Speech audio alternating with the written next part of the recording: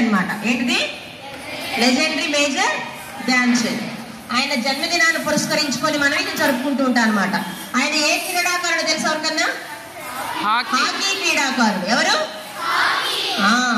ఆయన హయాంలోనే మనకి ఒలింపిక్స్ లో గోల్డ్ మెడల్ సాధించింది భారతదేశం.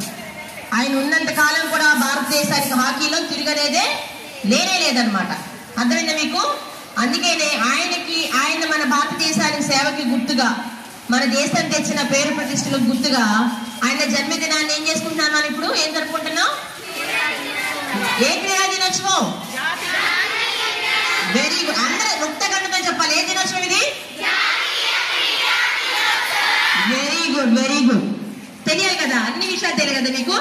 అందుకని మరి నిన్న జయంతి మేడం గారు కొంతమంది పిల్లలు ప్రిపేర్ చేశారు లేజింగ్స్ అని. అసలు యాక్చువల్గా అయితే మనం గేమ్స్ పెట్టుకుందాం అనుకున్నాం. ఓకే, ఏదేమైనా చిల్డ్రన్స్ డే మనకు ఒకటి ఉంది కదా November 14th. అప్పుడు చిన్న చిన్న గేమ్స్ కండక్ట్ చేసుకుందాం. మనం ఒక ప్లాన్ చేసుకుందాం. వర్షాలు వచ్చినాయి కాబట్టి నిర్వహించలేకపోయాం ఈ సంవత్సరానికి మేము స్పోర్ట్స్ డేని. నెక్స్ట్ చిల్డ్రన్స్ డేకి ఖచ్చితంగా పెట్టుకుందాం మనం, సరేనా? మరి హెచ్ఎం గారు పర్మిషన్ తోటి నిన్న మేడం గారు ఈ లెజింగ్స్ అనేది ఒకటి యోగా ప్రాక్టీస్ చేయించారు. వాళ్ళు ఇప్పుడు చేస్తారు మీ ముందు. అవి మేడం హెచ్ఎం గారు పాఠశాల ప్రధానోపాధ్యాయులు శ్రీమతి పద్మ గారు క్రీడా దినోత్సవం సందర్భంగా వెరీ గుడ్. అన్నిటికన్నా వెరీ గుడ్. మీ ఉత్సాహమే తెలిసిపోతా ఉంది కదా. పీడీ మేడం గారు బయట కనిపించారంటే చాలు, ఎప్పుడో సాయంత్రం 8వ పీరియడ్ ఉంటే మేడం మాకు మీరు ఉన్నారండి ఈరోజు అని చెబుతారు కదా. చదువుతారా లేదా? అంత ఇష్టం అనమాట. మరి అంత ఇష్టం ఉన్న పిల్లలు మరి అంతే డిసిప్లిన్తో ఉండాలి. మరి మీరు ఆటలు ఆడాలన్నా ఇవాళ చూసాం మేము, పిల్లలు చాలా మంది పిల్లలు within 5 minutes లోనే కడుపుకి పడిపోయారు. దానికి అంతటి కారణం ఏంటి? మనలో ఫిజికల్ ఫిట్నెస్ అనేది సక్రమంగా లేకపోవటం కదా. మరి అది ఎలా వస్తుంది అంటే, శారీరక దారుఢ్యం అనేది ఎలా వస్తుంది అంటే ఈ ఆటల వల్లే వస్తుంది. యాక్చువల్గా అయితే శారీరక వ్యాయామం చేస్తేనే మనము ఫిజికల్ గా ఫిట్ గా ఉండగలం. అది వేస్ట్ కాదు, టైం వేస్ట్ పని కాదు. అది ఎక్సర్సైజ్ అనే గేమ్స్ అనేది టైం వేస్ట్ కాదు స్కూల్లో. అది ఒక పార్ట్ మనకి, మన నిజ జీవితంలో అది ఒక పార్ట్ మనకి. మనం ఎప్పుడైతే ఆటలు ఆడతామో, శారీరకంగా వ్యాయామం చేస్తామో అప్పుడే మనకి స్టామినా పెరిగింది, స్ట్రెంగ్త్ అనేది మనకు వచ్చింది, ఎక్కువ సమయం గడపగలం. చాలా బాధాకరంగా ఉందన్నమాట. పిల్లలు చక్కగా ఉన్నారు, 5 నిమిషాలు నిలబడలేకపోతున్నారు. మేడం గారు పొద్దున్న చాలా బాధపడ్డారు, ఏంటండి వీళ్ళ పరిస్థితి అని. చక్కగా మీకు అన్ని ఇస్తున్నారు కదా. మరి ఇప్పుడు మిమ్మల్ని ఉద్దేశించి మేడం గారు కొన్ని విషయాలు చెప్తారు. అది చెప్పిన తర్వాత మన ప్రోగ్రామ్ లోకి వెళ్ళిపోదాం. ఓకేనా? Stand at ease attention, stand at ease attention, stand at ease attention, stand at ease attention. ఇప్పుడు మేజర్ ధ్యాన్ చంద్కి మీరు ఏమంటారు? వంగునా తెలుసా మీకు అది? కాబట్టి మీరు ఇప్పుడు ఏ విధంగా అయితే మీ శరీరాన్ని ఉంచుతారో అదే రీతిగా పెరుగుతారు. కాబట్టి బ్యాక్ బోన్ స్ట్రైట్ గా ఉండాలా, కూదోళ్ళలాగా ఉండాలా? Very good. చాలా చక్కగా నిలబడాలి. ఓకేనా? కూర్చోవాలి. Very good. ఓకే.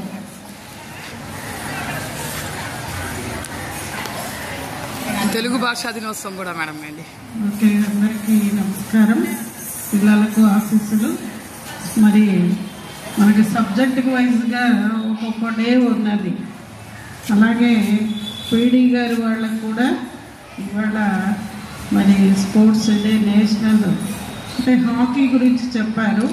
మన దేశంలో హాకీ అనేది మెయిన్ థింగ్. మెయిన్ కబడ్డీ కావు, ఇవి కావు, కానీ ఎక్కువ మంది ఆడే ఆట ఒకప్పుడు మరి హాకీని. చక్కగా మీకు హాకీ బ్యాట్స్ ఉంటాయి కదా, చూసే ఉంటారని. అలా పరిగెత్తుకుంటే ఎంత దూరమైన ఏదో సమ్మాసదే. సో మన ఇండియాలో బాగా ఆడేవాళ్ళే. సో రాను రాను మనంతా క్రికెట్లోకి వెళ్ళిపోతున్నాం కదా. సో మరి మన జాతీయ క్రీడని ఒకగా మన స్పోర్ట్స్ మ్యాన్కి మన అంకితం చేసి ఒక క్రీడని మరి వెలుగుదం తెచ్చి, సో మరి జాతీయ క్రీడగా అది మెయిన్ థింగ్ అనేది దానికి రావటం. మరి ఆ సబ్జెక్ట్లో మనకి ఫిజికల్ ఎడ్యుకేషన్ టీచర్స్ గొప్పగా కదా. టీచర్స్ డే అలాగా, తర్వాత maths day, science day, social day, ఇలా ప్రతి సబ్జెక్ట్లోనూ ఉన్నారు. మనకి బాగా ఇష్టమైనది ఏ గేమ్, ఏ సబ్జెక్టు? కదా. అందరికి ఇష్టమైనది ఏమి ఇష్టం? అది రోజంతా ఆడుకోమంటే ఆడుకుంటాం కదా. ఆ ఆటకి ఇందాక కబడ్డీ ఆడిస్తున్నారు మా టీచర్ గారు. సో మరి కొంచెం ఒక నిమిషం మాత్రం కొంచెం ఇదిగా ఆడారు, కానీ తర్వాత చాలా బాగా ఆడారు. సో మరి గేమ్ అనేది అంత ఈజీ ఏం కాదు, బై ఇంట్రెస్ట్ ఉండాలి. ఆ ఇంట్రెస్ట్ వల్లనే మనం గేమ్స్లో రాణిస్తాం. లేదా ఒకప్పుడు నేను కూడా బాగా గేమ్స్ అంటే పిచ్చిగా ఉండేది. కబడ్డీ అంటే ఎక్కడ ఉంటే అక్కడికి వెళ్ళిపోయేదాన్ని. సో తర్వాత వడిపూర్ అని ఇక్కడ మన విజయవాడ దగ్గరలోనే ఉంది, అక్కడికి వచ్చాను. వచ్చిన తర్వాత అక్కడ టీచర్స్ చాలా తక్కువ, కొత్తగా అప్గ్రేడ్ అయిన స్కూలు. సో మరి పీఈటీ గారు లేరు. అప్పుడు ఏం చేశానంటే నేనే ఏమంటాం ఫుట్బాలు, వాలీబాలు ఇలాంటివి కట్టించి ఆటాడిచ్చేదాన్ని ఒక పీరియడ్. సో నన్నేమో పీడీ గారు అన్నారు. నా సోషల్ సబ్జెక్ట్ పోయి పీడీ గారి కిందకు వచ్చాను. అప్పుడు సైలెంట్ అయిపోయాం. సో పీడీ గారు అనేసరికి కామ్ అయిపోయాయి. అప్పుడు మళ్ళీ నా సబ్జెక్ట్లోకి వెళ్ళిపోయాను. సో ఏదైనా గేము మనం పీస్ఫుల్ మెంటాలిటీకి అది ఉపయోగపడుతుంది. చాలామంది పడిపోతున్నారు. టీచర్ గారు చెప్పారు, పోయిన 7 నిమిషాలే మనం నిలబడి మార్నింగ్, ఆ 7 నిమిషాలు కూడా నిలబడలేకపోతున్నాం. కారణం ఏంటంటే సరైన ఫుడ్ తీసుకోపోవటం, కానీ యోగా చేయాలి. ఇక్కడే నేర్పుతాం కదా, ఇంట్లో కూడా చేయొచ్చు. చెయ్యండి. మరి ఫ్యూచర్లో మరి అందరూ మంచి, మనకి క్రికెట్ కూడా వెళ్తుంది. ఆ పాప 6th 7th క్లాస్లో ఉంది ఆ పాప. మరి కొండపల్లిలో అయితే 10 మంది నేషనల్కి కూడా వెళ్ళినోళ్ళు ఉన్నారు. సో భరతనాట్యంలో నేషనల్ కూడా ఉన్నారు. సరే ఈ స్కూల్లో కొంచెం తగ్గింది, మరి మీరు కూడా పార్టిసిపేషన్ చేయండి. అవి చూసి నేర్చుకోండి. కోలాటం కానీ ఎన్ని రకరకాలవి ఉన్నాయి. టీచర్లు నేర్పితే పిల్లలు నేర్చుకుంటారు. టీచర్లు కూడా యాక్టివ్గా ఉండాలి. కొత్త కొత్త వెరైటీలు మీకు ఇంట్రడ్యూస్ చేస్తే కనుక మీరు కూడా నేర్చుకోగలరు. దాంతోపాటు సినిమా డ్యాన్స్లు అయితే మీరు ఎలా నేర్చుకుంటారో అన్నీ నేర్చుకోవచ్చు. ఓకేనా? మరి ఫిట్గా ఉండండి, ఆరోగ్యంగా ఉండండి, అలసట అనేది తగ్గించండి. ఓకేనా? ఇప్పుడు కనుక మీరు ఇలాగే ఉన్నారనుకోండి, జీవితంతో అట్లాగే ఉంటారు. యాక్టివ్గా ఉండాలి. కాస్త అప్పుడప్పుడు స్మైల్ ఇవ్వండి. అంటే బయటికి వెళ్ళినప్పుడు ఈయన ఇగిలిచ్చదు కదా. స్మైల్గా ఉండండి. ఫేస్ గ్లోయింగ్, ఎగ్గు తీదండి, ఇచ్చొస్తుంది. ఓకేనా? జస్ట్ రిలాక్స్డ్గా ఆడుకో. అదే పనిగా రోజు ఆడుకున్నాం అనుకో, చదువు రాదు, ఏది రాదు. ఇది చదువు అనేది మన గేమ్స్ అనేది యాక్టివిటీస్ని పెంచుతుంది. చదువు మీద కాన్సన్ట్రేషన్ వెళ్తుంది. కాబట్టి ఆడాలి కూడా. నేను కాలేజీ పిల్లలు ఆడుతున్నా కూడా ఏమనటంలా. కారణం ఏంటంటే ఇంకో కొంత టైం ఇచ్చాక మళ్ళీ కూర్చోబెడతా. సో ఆరోగ్యమే మహాభాగ్యం. కోర్టులో ఉన్నా ఏమీ ఉండదు. కాబట్టి ఆరోగ్యాన్ని కాపాడుతుంది. Okay, thank you very much. Okay, very good. చెప్పారు కదా, ఏమన్నారు? ఆరోగ్యమే. ఓకే, చదువు ఆటల ద్వారానే యాక్టివిటీ కాదు, యాక్టివ్నెస్ పెరిగింది మీకు కదా. ఏమైనా చేయగలరు అంటే గెలుపు ఓటముల్లో అన్ని నేర్చుకుంటారనమాట. ఓకేనా? Very good. మరి నిన్నంతా కూడా ప్రాక్టీస్ చేశారు పిల్లలు. మరి జయంతి మేడం గారు ఇప్పుడు ఆ యాక్టివిటీని కండక్ట్ చేస్తారు. ఒకసారి అందరు గమనించండి. మీకు చేతనైనంత వరకు కూడా ఈ ప్రాక్టీస్ చేయడానికి అలవాటు చేసుకోండి. అంటే ఒక్కరే చేయొద్దు, మీకు సాధ్యమైతే చేయండి. కష్టతరమైన మాత్రం ఎవరి సహాయం లేకుండా మాత్రం ఎవరు కూడా ప్రాక్టీస్ చేయొద్దు. Okay, very good. కొంత సౌండ్ వినిపించింది. అయితే ఆ సౌండ్ ఏంటో అనేది మీరు ఇప్పుడు చూడబోతున్నారు. Rhythmic exercise. ఇది ఒక రిథమ్, ఒక సౌండ్ ఎఫెక్ట్తో వాళ్ళే సౌండ్ సృష్టిస్తున్నారు. ఏదో ఒక రికార్డు పెట్టడం కాదు, అది రిథమిక్గా ఎక్సర్సైజ్ చేస్తున్నారు. అది లెజిన్స్. ఏంటమ్మా? లెజిన్స్ అనేది ఇప్పటి వరకు ఇక్కడ ఈ స్కూల్లో ఎవరూ నేర్పించలేదు. నాకు చేయటం వచ్చు, చేయించడం వచ్చు. దాన్ని ఇక్కడ చేయించడానికి కొన్ని మన దగ్గర మనకి ఒక 10-12 మాత్రమే అవైలబుల్గా ఉన్నాయి. కాబట్టి ఈ 12 మంది పిల్లల్ని నేను తయారు చేశాను. ఒక్కరోజే ఒక 2 పీరియడ్లు మాత్రమే మనకి అవకాశం దొరికింది నేర్పించడానికి. ఆ 2 పీరియడ్లో ఈ పిల్లలు ఇలా నేర్చుకున్నారు. మీరు కూడా నేర్చుకోవడానికి ట్రై చేయండి, చూసి సంతోషించండి, అందరినీ ఎంకరేజ్ చేయండి. Okay, now it will be going to start lessons. Ready? 1 2 3 let's go.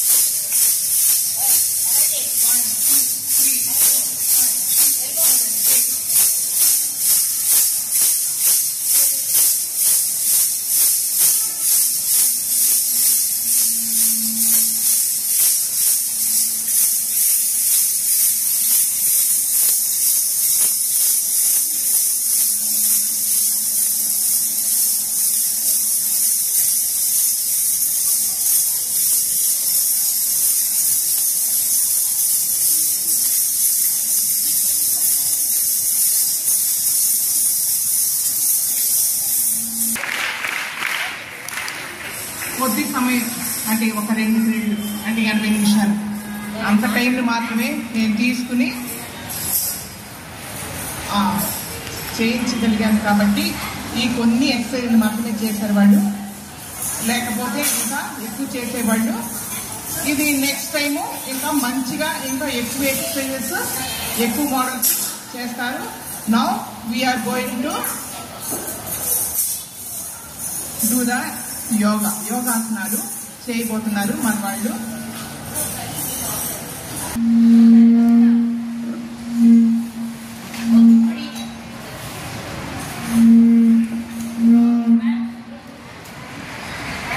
ఆసనాలు మన క్లాస్ 10th 9th క్లాసెస్ నుంచి ఒక 7 ఉత్సాహవంతమైన ఆడపిల్లలు మన ముందుకొచ్చారు. వాళ్ళు ఒక 20 ఆసనాలు చేయబోతున్నారు. దానికి కూడా ప్రాక్టీస్ మనం చేయడానికి లేదు. నిన్న ఒకసారి చేయించాను, మళ్ళీ ఇప్పుడు చేస్తున్నారు వాళ్ళు. అందుకని శ్రద్ధగా గమనించండి, మీరు కూడా నేర్చుకోవడానికి ప్రయత్నించండి.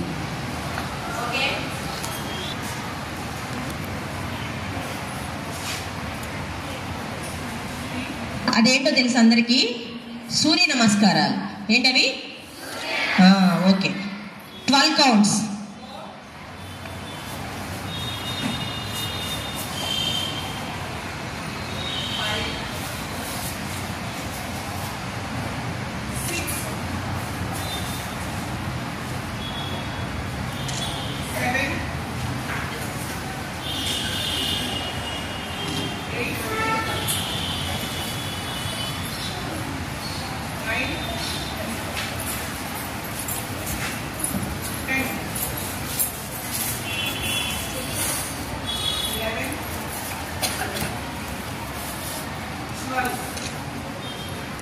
చూడండి, ఇది పూర్వం మునులు ఋషులు చేసేవాళ్ళు ఏకాగ్రత కోసం. ఇది ఒక ఒంటి కాలం మీద ఇంటి తపస్సు చేస్తారంటారు కదా, అదనమాట. చూడండి,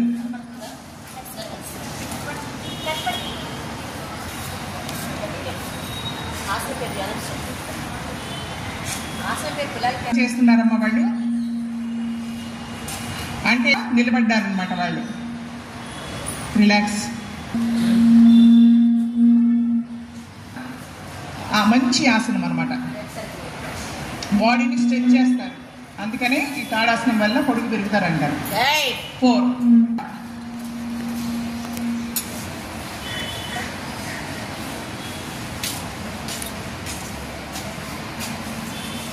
రిలాక్స్, స్లోలీ రిలాక్స్. ఏకాగ్రతకి మనం ఏదైనా పని చేయాలనుకున్నప్పుడు, పొద్దున్నే చదువుకోవాలనుకున్నప్పుడు మీరు ఒక 10 నిమిషాల పాటు పద్మాసనం వేస్తే మీకు ఏకాగ్రత కుదురుతుంది. మనం ఏం చేయాలనుకుంటున్నాం దాని మీద దృష్టిని కేంద్రీకరించడానికి మనకు పద్మాసనం ఎంతో ఉపయోగపడుతుంది. పూర్వం ఋషులు ఇలా పద్మాసనం వేసుకుని సంవత్సరాల తరబడి కళ్ళు మూసుకుని ఆహారం పానీయాలు ఏమీ లేకుండా వాళ్ళు తపస్సు చేసేవాళ్ళు. తపస్సు చేయండి దేనికోసం? చదువు కోసం. Okay, relax. మనకి గోవు యొక్క ముఖంలాగా కనిపిస్తుంది అంటే గోముఖాసనం అని అంటారు. చూడండి, రిలాక్స్. అందుకని ఈ భోజనం చేసిన తర్వాత మనకి ఇంట్లో ఇక్కడ కుదరదు కాబట్టి ఇంట్లో మీరు ఈ వజ్రాసనం వేస్తే మీకు మంచి డైజెషన్ సిస్టమ్ అంతా కూడా చాలా బాగా పనిచేస్తుంది.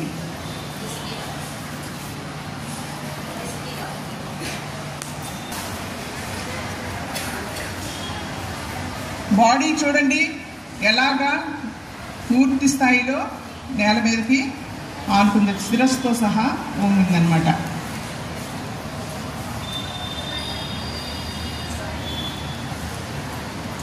రిలాక్స్. డైజెస్టివ్ సిస్టమ్కి తర్వాత బ్యాక్ పెయిన్ రాకుండా ఉండడానికి ఇది బాగా పనిచేస్తుంది వక్రాసనం. వాళ్ళు ఇప్పుడు బాడీని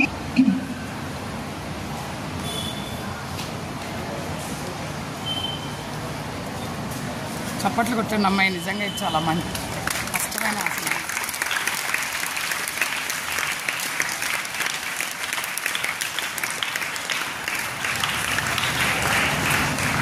భాగాలన్నింటినీ కూడా ఆసనంలోకి తీసుకొస్తున్నారు. చూడండి, బాడీని నడుం వరకు దాదాపుగా భుజాల వరకు లిఫ్ట్ చేసి ఓన్ తల మాత్రమే ఉంటుంది. అన్ని కాళ్ళతో సహా పైకి లేపేస్తున్నారు. గట్టిగా క్లాస్ ఇవ్వండిరా.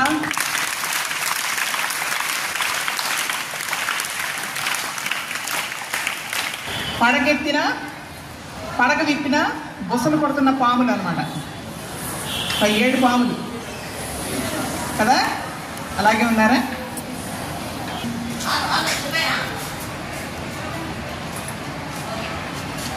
స్టార్ట్. క్లాస్.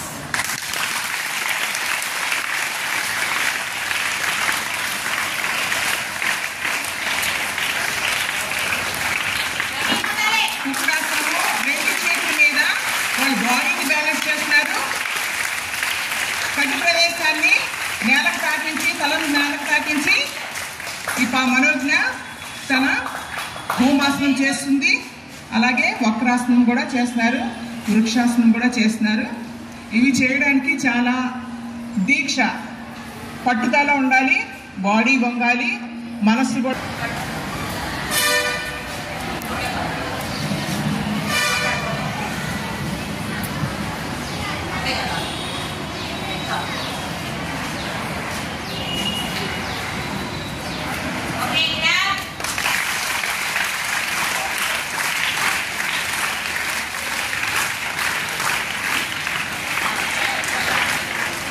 పువ్వు విచ్చుకుందండి, బాగా విచ్చుకుంది పువ్వు. మధ్యలో కేసరాలన్నమాట.